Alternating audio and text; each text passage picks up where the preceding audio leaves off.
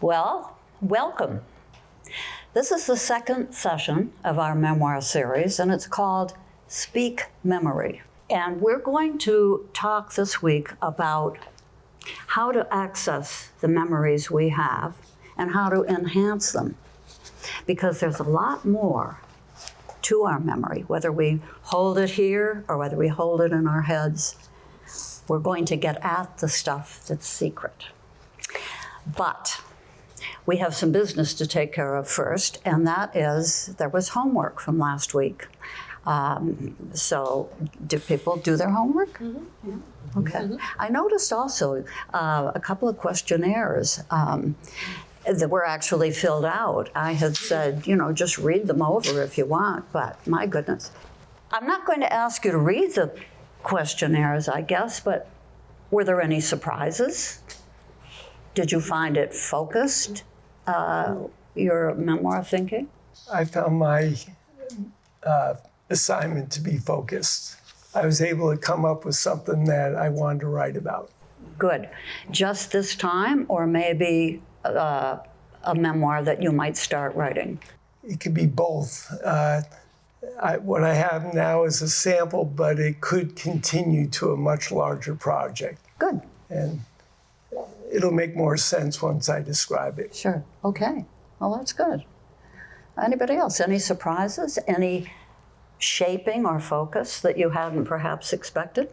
I liked the writing questionnaire, especially the one, as you consider your topic, can you answer the question, what changed or how are you changed? And I didn't expect that question. I wasn't sure even what it was meant to do, but at the same time, I had an answer right away. And that was, what changed is we no longer share the same reality because I'm writing about my mother with Alzheimer's. I think if you're reading a book, the character, there should be a change in the plot or the character or something. But there's also a change in the writer. And after you write, you may be different. And it's good to note that. Well, okay, who would like to read a sample of writing? I could do it. You want me to? You said to. Yeah, and if it's long, just read an excerpt. Okay, it's short. It's a letter. You said to what was one of the That's a way to start. Dear daughter and son, let me tell you about my father. Yes, you knew him as your grandfather, a somewhat difficult and demanding man who tried very hard and at length to explain the concept of compound interest to you both while you were still in middle school. I don't think he was wrong to do so. I just wish he used less angry methods to instruct. There was a time when I couldn't wait to see my dad. I'm not sure about how young I was, definitely still in grade school. Dad had a job in Boston and commuted by bus in the T. The closer it got to 6 o'clock, my sister and I would be on the lookout for him to get off the bus at the end of our street. Daddy, we'd yell when we spotted him. Then we'd stop playing with our friends and race down the street to meet him. I remember him in a business suit, his jacket slung over his shoulder. I remember a white shirt and those dark and flattering glasses men wore at the time, like the engineers portrayed in all those movies about astronauts program of the 60s. He'd yell our names as we got closer, then we'd each grab a hand, although I don't know what he did with his jacket, and together we'd all skip down the street towards home. He wasn't a great skipper, but he liked pretending. He laughed and we laughed, and as if announcing to the street, to the world, here's our daddy who loves us, or here are my girls who love me. How easy it is to love each other back then, or was to love each other back then. How easy it is to forget all that. My fervent wish for you both is to remember the people who love you and be bold in how you express that love. Make loving memories so loud that they drown out all the noise of your other choices and mistakes. All my bold love, your mom. That's nice. Couple of things. Mm-hmm. Why did you say dear son and daughter instead of their names? That was shyness under the circumstances. That's a good answer. Shyness has no place in memoir. It's good to be specific, and when you speak of your sister, my sister Kathy, my sister Jane, whatever her name is, because they will know her anyway. But It's very evocative, I think. Was it emotional to write? It was surprising, yeah. It surprised me a little bit. I felt that coming from. Yeah, I was trying to. That's nice. I hope you save these exercises we do, because you never know. Andy, what'd you do? Let's see, I guess I could just jump right in to describe your project. Let's see, yeah. It is a daily journal that I wrote for a 3-month cross-country bicycle trip that I did with a college friend in the summer after I graduated from college. So I'm choosing to write it about this because it was a significant event in my life. Who do I expect to read the memoir? Maybe my family, friends, and anyone interested in an adventure. And I did this right after college, but before I started my career. How I feel like how it changed me was that it was a huge confidence builder and a memory that I'll have for life. And so I hope to keep this as my own memoir and hope to add photographs and maps to it. So those are my answers to Sort the of questionnaire. like Keith Taylor's thing with Eleanor Roosevelt that went on his journey, and he put everything into it. But you can put everything into it.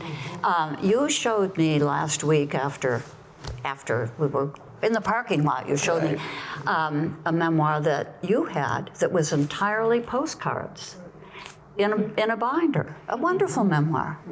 And maybe you'll share that a little at some point. So that's what I chose to do is I have them handwritten on postcards, but in order to write it, I have to somehow get it from there into digital format. So that took me a while to try to figure out the best way, and I'm not sure I figured out the best way. But what I did was I read it into my phone, and then I copied that into a Word document. Well, why don't you give us a sample, just a couple paragraphs, so that we know how it goes. Okay, it was I sent a postcard every day to who was my girlfriend at the time, and and she kept them for me. And this sample is from day one of the trip. So I started every postcard saying where I started from and where I ended up. So on May 31st, 1977, I started in Ipswich, Mass, and ended up at Greenfield State Park in New Hampshire. Dear Susan, I am definitely doing what I want to do. It is really something. The grand affair started at Ipswich Bay at 7:30 a.m. with my brother Jerry taking 3 pictures from all angles and my mother standing there waving goodbye. The sun in the morning kept the entire day in the 80s. The ride was smooth with no problems. Riding in the city is a fast pace and keeps you involved. I sideswiped a green truck in Nashua, but came out of it with just an elbow scrape. Traffic is fast and heavy on Route 101A after Nashua. It led to a noisy and smoggy riding. We had 3 dog attacks. All were stifled with a blast of sonic sound. Sonic sound is a mini foghorn attached to your handlebars that is powered by aerosol. One blast of that towards a dog and they turn running away. Our original campsite was at the end of a very long dirt road. It was too long and also guarded by an army of canines. As a result, we had to ride another 10 to 15 miles to Greenfield State Park. It was a very tiring ride and I had nothing left in me. Instead of showering, we swam in a beautiful lake there with no one around, no one near us. The sun was as bright across the lake as it was in Ipswich in the morning. Definitely a plus day, making life so worthwhile. That's great. And I like the fact that you noted that the trip changed you. Oh, it definitely, and it evolved. It was 90 days, so during the 90 days, I was growing. Anthony, did you do something? Yeah, my project right now is basically about like my early childhood, because I feel like I tend to forget that the most. So I want to capture that while I still remember it. So I chose to write about, when I first got my bike and when I was like, learning to bike and everything like that. And basically it had training wheels on it. It was Diego style, which is like a Dora the Explorer cousin, show. It was awesome. I was like 10.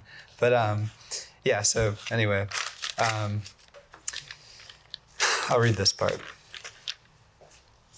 After I learned to, bike without the training wheels, I one day got into my head and started losing my balance. I ended up crashing into a rock wall on the side of our street, which sounds much more dramatic than it actually was, but I'm sure I made a scene. I remember telling my dad I wanted to put the training wheels back on, to which he immediately replied, "No, once the training wheels are off, they stay off. We keep moving forward."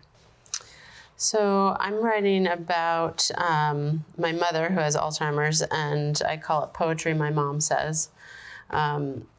I started writing it as a way to process my experience of her losing her memory, and also trying to preserve my experiences with her from the past and now as she's declining.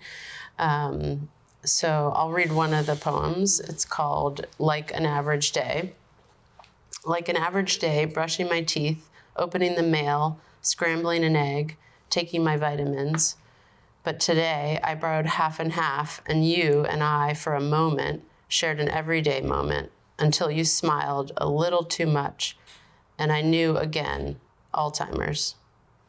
So it's going to be a collection of just small impressions that add up to, something I would think very worthwhile, if not now, later. Yeah. Well, thank you. I wish we could share a lot more, but we have places we have to go, things we have to talk about. I like the phrase "speak memory." It is, I borrowed it or stole it from Vladimir Nabokov, because it's the title of his memoir, "Speak Memory." And one of the reasons I like it is it addresses the person that's inside you and invites, speak memory. It calls it forth.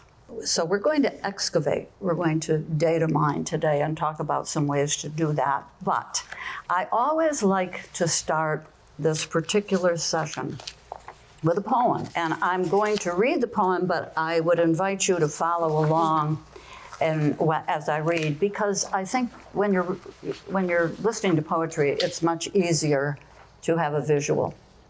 This is called Sam by Walter Delamere. When Sam goes back in memory, it is to where the sea breaks on the shingle, emerald green, in white foam endlessly. He says, with small brown eye on mine, I used to keep awake and lean from my window in the moon and watch those billows break. And 500,000 tiny hands and eyes like sparks of frost would dance and come tumbling into the moon on every breaker tossed. And all across, from star to star, I've seen the watery sea with not a single ship in sight, just ocean there and me, and heard my father snore. And once, as sure as I'm alive, out of those wallowing, moon-flecked waves, I saw a mermaid dive, head and shoulders above the wave, plain as I now see you, combing her hair now back, now front, her two eyes peeping through, calling me, Sam, quiet-like, Sam. But me, I never went, making believe I kind of thought 'twas someone else she meant. Wonderful lovely there she sat, singing the night away, all in the solitudinous sea of that there lonely bay. Perhaps, and he smoothed his hairless mouth, perhaps, if 'twere now my son, perhaps if I heard a voice say, Sam, morning would find me gone. I think that evokes memory. I point out a couple of things. He doesn't simply say, I heard my father in the next bedroom. I heard my father snore. So you knew the father was asleep. And it's a poem of a little bit of regret. And sometimes we regret memory. So, ways to gather material. Data mining. Have you ever heard of HSAM? This is a SAM day. Have you ever heard of HSAM? Highly Superior Autobiographical Memory. Well, this is the ability that very few people have, but some people have it. It's almost a photographic memory, and it's the ability to recall the slightest detail of nearly every day of your life. The actress Mary Lou Henner has this facility, and she has talked about it. And frankly, would you like to have HSAM? Be able to say, if somebody said, okay, May 28th, 1998, 2 o'clock in the afternoon, what were you doing? And a person with this kind of memory can actually tell you. I think it would be terrible. It would be a burden. Do you want to know? Mm-hmm. Mary Lou Henner has written some advice for people who want to improve their memories. Here you go. Thank you. And I'm not going to read this in detail, you can later, but there are a couple things that she says that make some sense to a memoirist. Every person has one thing they remember better than other things, she says, and that's what she calls their primary track. If your most vibrant memories are attached to travel, for example, like you, Andy, think about the trips you've taken, then start filling in the blanks. She says to use your senses' powers of recall. And in a little while, I'm going to go into more depth about this. Feed your head. Oh boy, eat your vitamins, fine. But this number 4, I think, is a wonderful thing. As you experience events throughout your day, ask yourself, how can I bake this into my brain and make it a little more vivid? Now, I suggest that you try this week. When you notice something, just give it a moment and say, I want to bake this. And when you give it that kind of focus, you stand a better chance of remembering it. Bake. And recruit a memory buddy. It's great to sit down with a friend or a relative and sort of brainstorm. Start with, do you remember that guy in 7th grade? Who? Well, he was sort of, and then it builds from there. It's fun talking with a memory buddy. There are ways that people use to increase memory. Memory prompts. Build a memory palace. That is, you imagine a house and you push a few things in that house, pieces of furniture. And then when you go back again, you see that furniture and add a few more pieces, and pretty soon you have a whole house or a memory palace. Start a memory jar. Just a little jar in the kitchen or something. Put a scrap of paper in it with a memory when something occurs to you that you think, well, I could use that. Old photograph albums. You could interview people. Prepare a list of questions that you might ask in an interview. And don't be afraid of silence, but see if people can remember things that are helpful to you. Research. Google as you go. I was writing a novel last year. It had 3 parts. The first part took place in 1945, the second in 55, and the third in 1965. And I work on an iMac, but I have a MacBook beside me, and that runs the whole time. And I was constantly going to Google to research things that happened in the 40s or the 50s. Films. What films were playing? What movie stars? What music? This is really important. You're writing about a time in your life Find some music and play it while you work. Look at news events. As I was writing about the 60s, for example, I saw something came up about the polio epidemic in the early 1950s. I'd forgotten all about that. Can't think how I could, because that was a frightening time. Parents were terribly afraid that their children were going to get polio. The newspaper in my city had a daily list of the new cases and the deaths. Swimming pools closed, playgrounds closed, and I forgot that. But that really, the COVID epidemic had happened in the 50s, and parents were terrified until the Salk vaccine came out. It's amazing what old news stories can bring to you. So, one of the most interesting ways to access memories and to call them up is to think about sense memory. Have you ever walked through a store, grocery store or something, and music is playing, and all of a sudden you're not thinking about cornflakes, you're thinking about where you were when that happened? And that silly song has the power to catapult you backward and then bring up what you were doing then. So we're going to do a sense memory exercise, but before we do it, I want to read an opening sentence from a book that I think captures sense memory wonderfully. I was reading again, I'd read it before, The Perfect Storm by Sebastian Junger. And I opened the book, read the first sentence, and closed the book, and went and wrote down the sentence. A soft rain slips down through the trees, and the smell of ocean is so strong that it can almost be licked off the air. I wish I had written that sentence. Okay, so prepare yourself to write. We're going to do a sense memory exercise.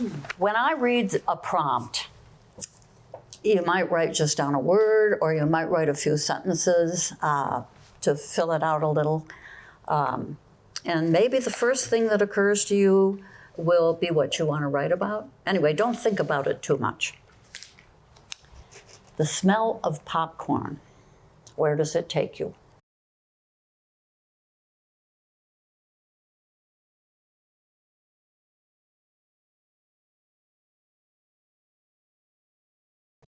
The smell of your mother's perfume or cold cream, where does it take you?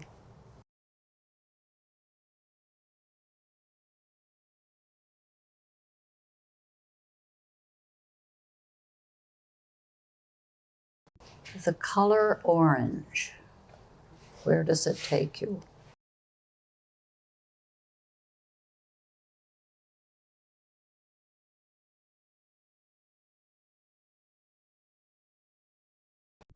The sound of rain, where does it take you?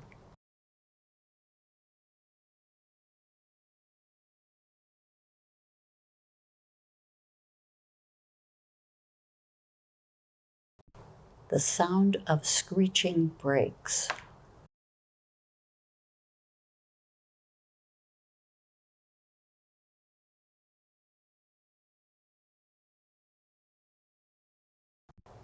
The feel of water up your nose when you jump in a lake or a pool.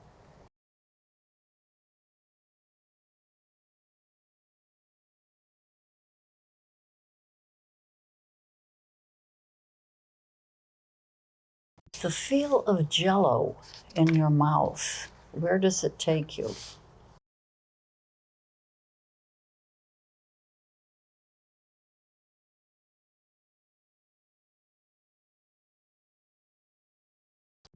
The taste of bubble gum, where does it take you?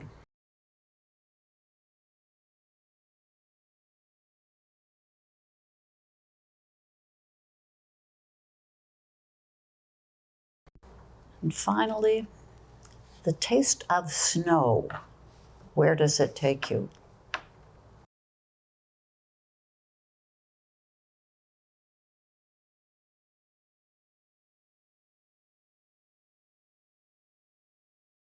okay.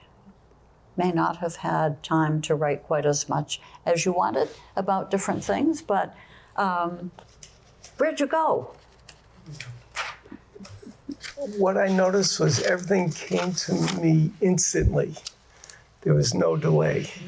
I had an instant image of whatever you Did the rest of you have that experience? Yeah, pretty much. What pops into your head? Yeah. Okay. The smell of popcorn. Regina, where did that take you? So for the popcorn prompt, I said we'd fill a grocery bag of popcorn to sit on top of the station wagon, all 6 of us, to watch a movie. Karen, how about that? Yeah, standing in line at the Granada movie theater in downtown Malden, and kernels litter the carpet-lined hallway. Good. So that there was a visual as well. Brought it right back. That's nice. That's a twofer. Anyone else? The smell of popcorn, my daughter Tracy and her godmother Diana watching a James Bond movie in our living room. How about it, Anthony? Yeah, popcorn, for some reason, reminds me of my aunt. When she used to babysit us, she'd have popcorn when she watched Oprah at 3 p.m. So I think it was 3. I don't really remember, but yeah. Hey, All of that there's came no instantly. control over where a sense like that takes you. Let's see. The sound of rain. Who wants to say anything about where they went with the sound of rain? My grandmother's attic, it didn't have very much insulation, so we'd be up there reading comic books on rainy days, and we could hear it pounding on the roof, and it sounded like it was tin, metallic somehow. How about the feel of water up your nose? Did anyone relate to that, or did it take them anywhere? Oh, it definitely took me. I thought of Regina and her Iron Man work in Hawaii. I felt it after jumping in Maui, Hawaii, off a 25-foot cliff in the pools of Hana. So, Wow. And you got water up your nose? oh, I got plenty of water. It was almost stinging. All right, so the feel of water up my nose. I said swimming at Eden Estates pool, trying to choreograph a synchronized swimming routine with Caroline, my childhood best friend. There's a lot of water up our nose trying to do that. Yeah, I Trying would to keep our imagine. feet up, and Yeah. Was it pleasant to go back there? And that's such a fun memory. yeah, and Yeah. isn't that nice? Yeah. Anthony, anything? I actually, can I jump around? Oh, sure. I Yeah. like the taste of snow one. Yeah. It reminded me like instantly of this time when we were like really, really little, and it still snowed here, which it really doesn't Yeah, back in the anymore. day. We got like a ton of snow, and I remember we had a snow day, and it was late at night, and I was just sitting outside, like eating the snow, like just like watching like the plows come by, and like how peaceful that was and quiet. Like I totally forgot about that. That's a funny one. I wondered if anybody would say, what? But I think every kid has tasted snow, eat quite a bit of it. When I did this exercise a couple of workshops ago, it was an interesting experience for me because there was a woman who was estranged from her mother. Her mother, I think, was bipolar, and growing up, it was not a happy place to live. But anyway, so the smell of your mother's perfume or cold cream. She saw these little gold hairs that she'd never seen before, but it was a pure memory. Just something that she went back and captured it. Because mostly our memory, we say, I remember. We're remembering a memory of a memory of a memory. Something happens to us, and it makes an imprint, and we remember it. And then maybe a week or so later, we remember with that memory that we remembered, and it may go on for years. That we're really not going back to when it happened, but we're regularly reminding ourselves of that. So when we can go back to that pure memory. And we can do it. It's always very exciting. And sometimes a way to do it, I've found, is I'll give myself an assignment. How things looked in the kitchen when I was growing up. And I'll come up with a couple things. But if I keep doing it, each time I'll come up with something else. And every now and then, I have a shot at a pure memory, and that's exciting. Is the goal to try to capture the pure memories and, and not the... No, I don't think it's the goal, Regina. It's, when it happens, it's interesting and nice, but it's not necessarily a goal. It's just a way to understand how we remember, and that, it may be a memory of a memory. And another thing, memory begets memory. You've probably heard me say it before, and you're going to say it again. When you start looking at a memory, other memories will come up, and it's. You've probably had this experience just when you start doing the exercises you did for homework. Other things come up. And Nancy, can I ask, when you were talking earlier about research as one of the things to do to call up memory, is the goal of that to round out the memories that you're trying to write about, or is it to prompt memory, or all of that? All of that. All of that. All of that. It just puts you in touch, and yeah. Yeah. Another thing about memory that I'll throw in here is it's recursive. You probably have had this experience, like seeing a cereal box with a kid on it who's holding a cereal box, and on that cereal box is the same cereal, and for a child especially, or maybe I was just a weird child, I would sort of be hypnotized and drawn in, and getting in there and wondering when it would stop, and did it go on to infinity? And so memory is recursive, and that's remembering a memory. Okay, let's do write a multi-exercise, multi-sense memoir. I'm going to ask you to write a short piece using about anything you want, using as many senses as you can, and don't forget a sense of touch, all of them, sound, taste. Get as many senses into this exercise as you can. I'm going to give you about 15 minutes. This is one event or one... Anything. You can take your bicycle trip and base the memoir on that. How many senses, if you were going to describe a day in that trip, what senses would you call up? And the reason to do this is to make your memoir writing more inclusive, and to bring in all other things, and to be aware.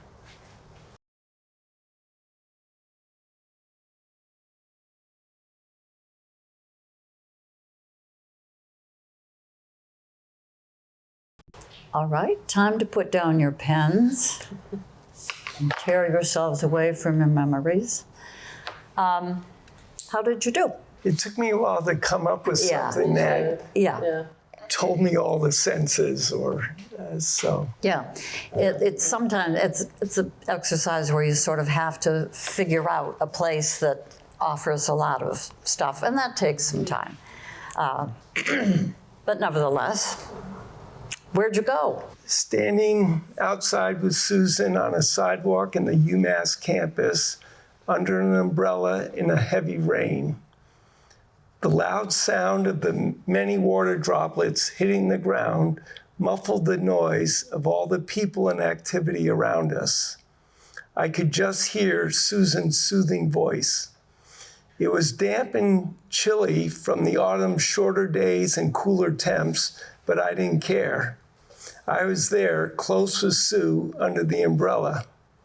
I felt some sadness since we were at the end of our purposeful walk together, and it was time for us to go our separate ways.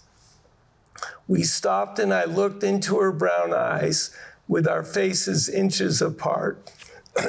I felt her hands gripping my hands a little more tightly. We kissed on the lips as the rain continued to bounce off the umbrella. Getting wet didn't matter. You romantic devil. That was nice. That was nice. It's funny, it was something that I've always remembered. I always label it in my mind as kissing in the rain. And it was just a fun memory that I've always had. That's nice. Under an umbrella. Yeah, an umbrella has a lot to offer. A sense of enclosure, and rain on an umbrella is a very romantic thing.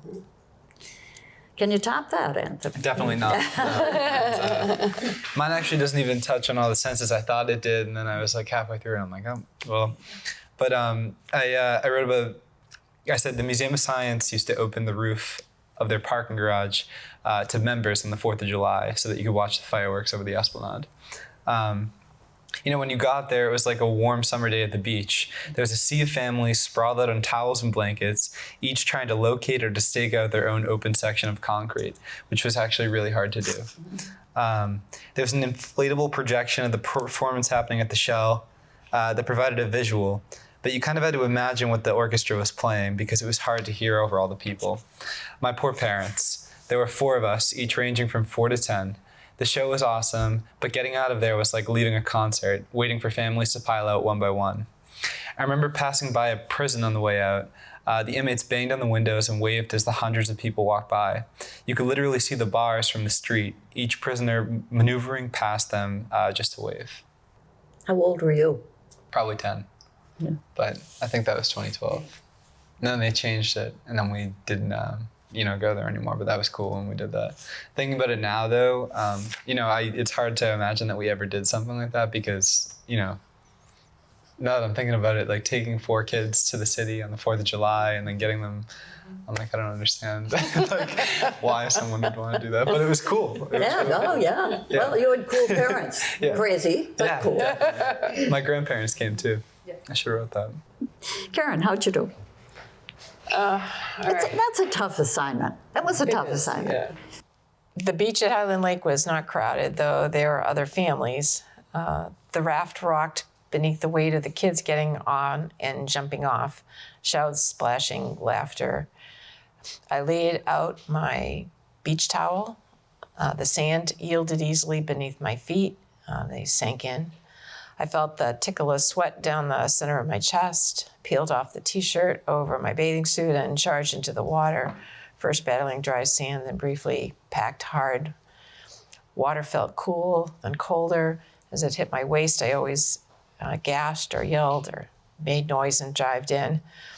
After hours or less, I trudged out of the water and headed to my towel, a bologna sandwich wrapped in wax paper, the white bread soggy, the bologna's texture a little like rubber until chewed. How did the sand get in there? The wind chilled, the pines swayed, the swimmers' voices receded when I laid back on the dampened towel, sand itching between my toes as I wiggled them, the sky bluer than the water. So. I thought that was super. Yeah. The sweat, the touch of sweat was a wonderful sense piece. Good. And the sand, of course, that's a great thing to use. Oh, thanks. Yeah, I liked your detail. Regina, do you want to share your sense essay? Sure. I found this to be the hardest thing so far because it felt like, kind of like Andy was saying, it felt a little bit task-oriented, and I was more focused on have I checked off all the senses. So it's tough. And I used the idea that came up from the prompt you gave before about chlorine. So I continued with that because, like I think both of you said, it was hard to think of an idea. So I said, Caroline and I would pack into one car or the others, not caring which, both littered with pieces of seat foam, smelling of old shoes either of our brothers may have left on the floor. We were already seeing the pool, slathered in sunscreen. I can't recall the smell of it, but too much of it, making us look like we'd applied a face mask, not SPF 15. At Eden Estates pool, no shade to cool the rough concrete deck. The lawn chairs with the sticky plastic bands were waiting for us. Our towels, used by any of our 8 collective siblings, I can't read my handwriting. The edges hung off the terry cloth and snagged in our fingers as we lay them out. Into the pool to choreograph our routines, imagining we were those Olympians we'd watch in awe. The sting in our noses, the taste of chlorine as we held our breath, our hands rapidly treading to surface our legs, and probably nothing in sync but our joy. Very evocative. It took me the cement decking around the pool on bare feet. Yes, very uncomfortable. And Yeah, Yeah. but it's something probably we've all felt, yeah, but I don't think about it right. until something like that comes. And the smell in the car, I was there. Oh, good. I was there. That was nicely done. You all did well. What I liked about this exercise was that it kind of forced us to use more adjectives to describe things more clearly or in more detail, like what Karen did. And I think adjectives add a lot of color to whatever you write about. And I saw a lot of color in what you wrote as well. So They can, and we'll talk more about that. Verbs are good too, but at any rate. We don't have a whole lot of time left, but I do want to go back to the Sam poem. It's a wistful poem about regret. And sometimes we have regrets. And when you're writing a memoir, what do you do when all of a sudden you bump up against a memory that is maybe not pleasant, or maybe you would have done it differently?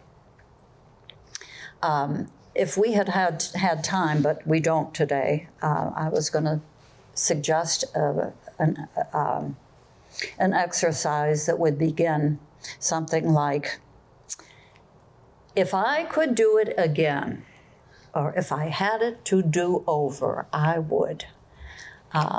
So that may be something that you'd want to do for homework, or not. All right, let's do a real quick one. This is going to be about perception. Write a very short paragraph from a different perspective. Select a place in your memory and describe it from an unusual perspective. For example, a bird's eye, or a drone's eye, or a very short animal, let's say a cat, or a short dog, or an ant, or even an inanimate object, if an inanimate object could describe something. But a different perspective other than the way you ordinarily think and see and remember.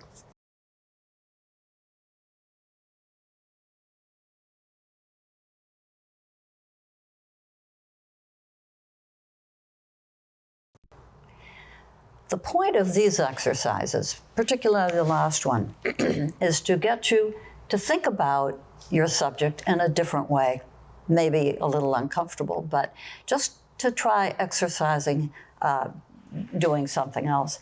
On the perspective exercise, I wrote, I'm 10 3/4 inches high at the shoulder and I see someone had pizza for lunch. Don't worry, I cleaned up the crumbs. And by the way, I noticed your shoes need polishing. Come at it from a different way. Who came at it from a different way?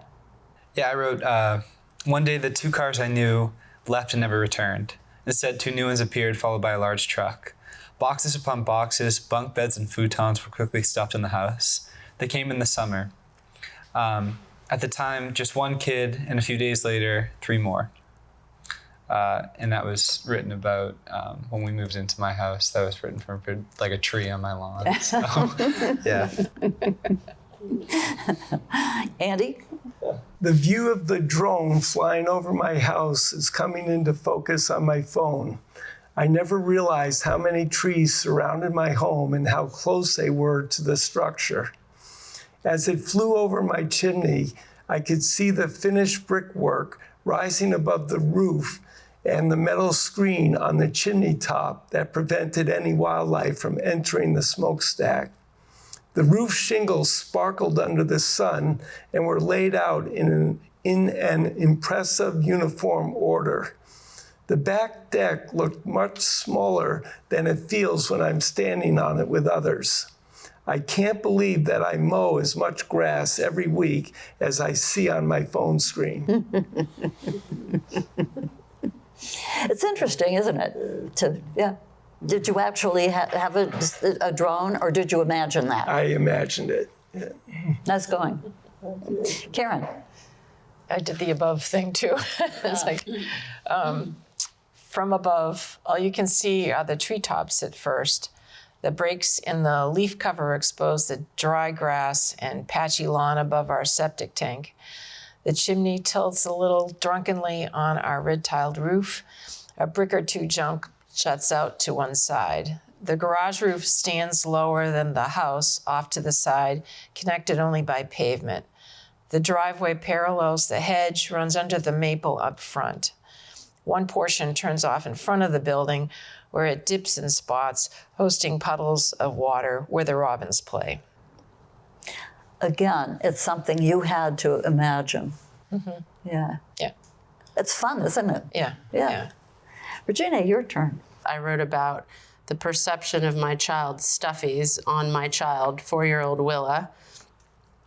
And I wrote, sometimes you're like a highly qualified nurse, observing my every need, wrapping me gingerly in your favorite baby blanket with the purple monkeys, placing me in a bed softened by every small cloth or pillow you find in the playroom, and adorning me with all the charms you've collected from your sister's discards. Other days, I'm discarded by you, nearly mangled in the process, on a sudden whim, as if I'm not your cherished stuffy, but just plain old stuff. Tossed to the back of your closet, tossed like old underwear to the back of your closet, or pushed under a dresser with the old socks. Then, in the morning, I find myself invited to tea, sitting at a splendid table set with tiny china plates, plastic utensils, tiny food made of Legos or Playmobiles, and I'm once again a member of your circle. Very creative. That was great. Okay, that's about it for Speak Memory. Here you have homework. Next week, come with something you've written. If you have begun to have a thought for a memoir, if something is beginning to gel, do that. I'm interested if you're beginning to look at your memories and say, yeah, I want a serving of that. I want to slice this out of all of my memories and focus on it and write about it. You don't have to do that, but it's good if you're beginning to get that idea. It's up to you. Speak Memory. As you go through the week, look at things. See what you want to bake into your memory. And good luck.